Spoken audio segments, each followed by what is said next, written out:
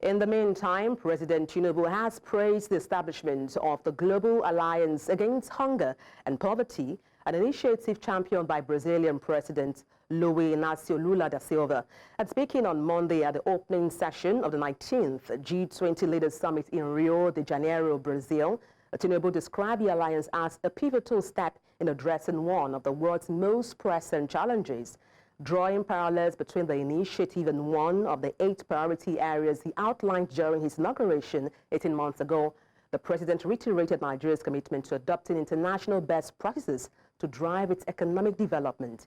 He highlighted Nigeria's endorsement of the alliance as a significant move towards combating hunger and poverty, leveraging global cooperation and resources to strengthen domestic strategies. And for context, we're joined by an African Affairs Analyst, and that's David Matsanga. Good afternoon. Glad to have you join me on the news.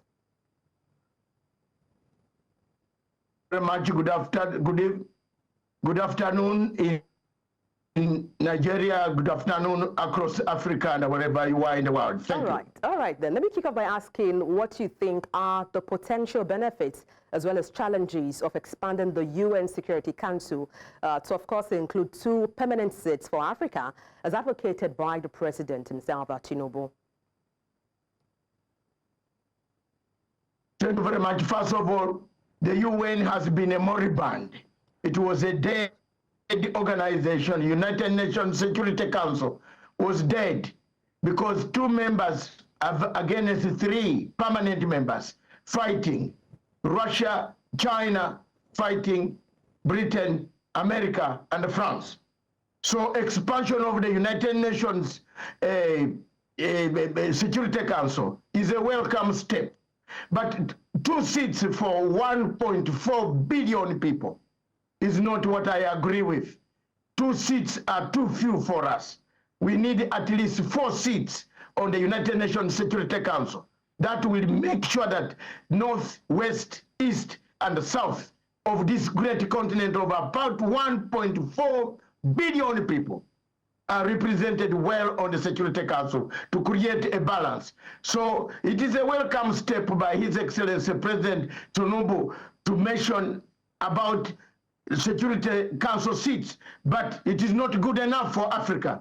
We need 4 more seats. You can't have a country with 50 million people, 60 million people like France having a seat, a permanent seat. We also need permanent seats, but 4. And those challenges are going to remain there as long as it's divided 2 against 3. Now, following your train of thoughts about 2 seats not being enough, what do you think is the way forward? For instance, talking about Nigeria's representation, how can we contribute to this goal of ensuring global diversity?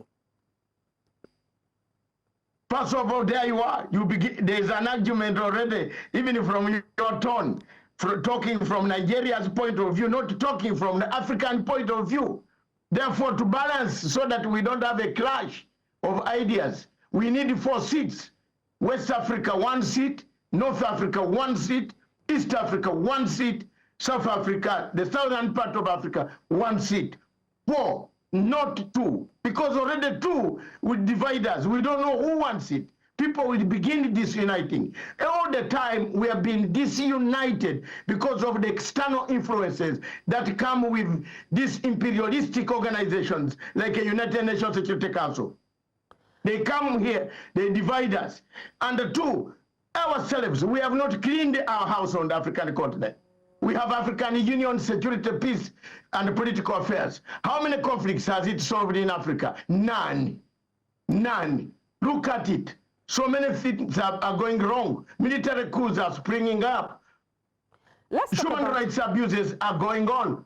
But we have a Peace and Security Council in African Union that does not help us, my sister. Therefore, let's clean our house first.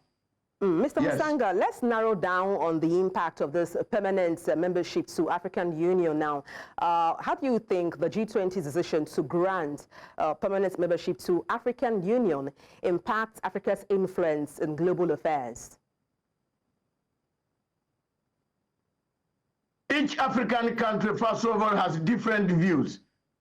For example, we have not united ourselves in order to go to G20 to ask for what? Each country has got its own demands.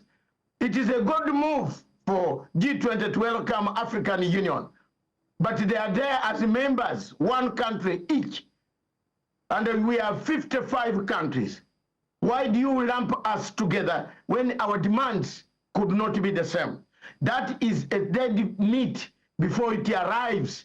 You see, you can see now, G20, African Union, go there and do what? In African Union, my sister, we are already captured. France has captured us. France has already taken us on. It has already eaten us.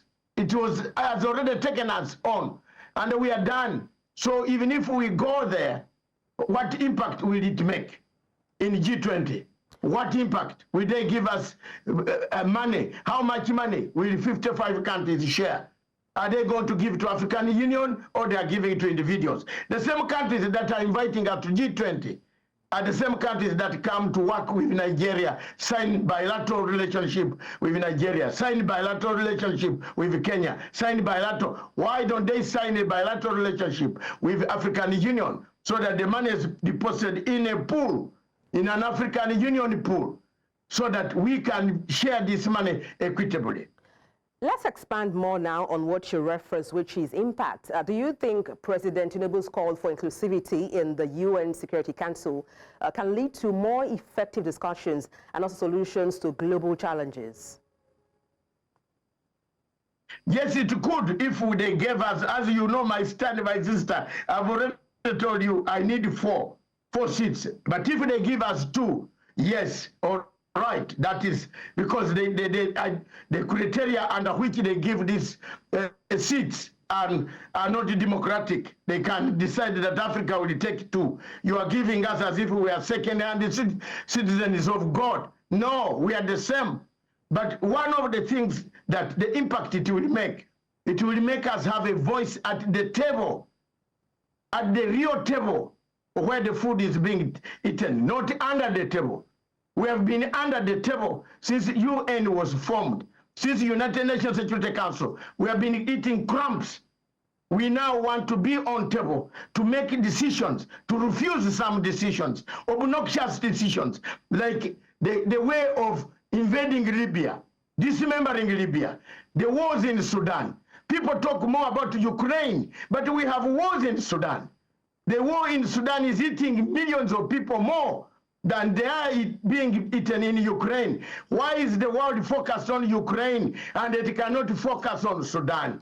Why is the world focused on Ukraine? It cannot focus on Central African Republic. Why is the world focused on Middle East more than Africa? We need that stability, the impact of 2 seats. If they give us, although I wanted 4, it will be great.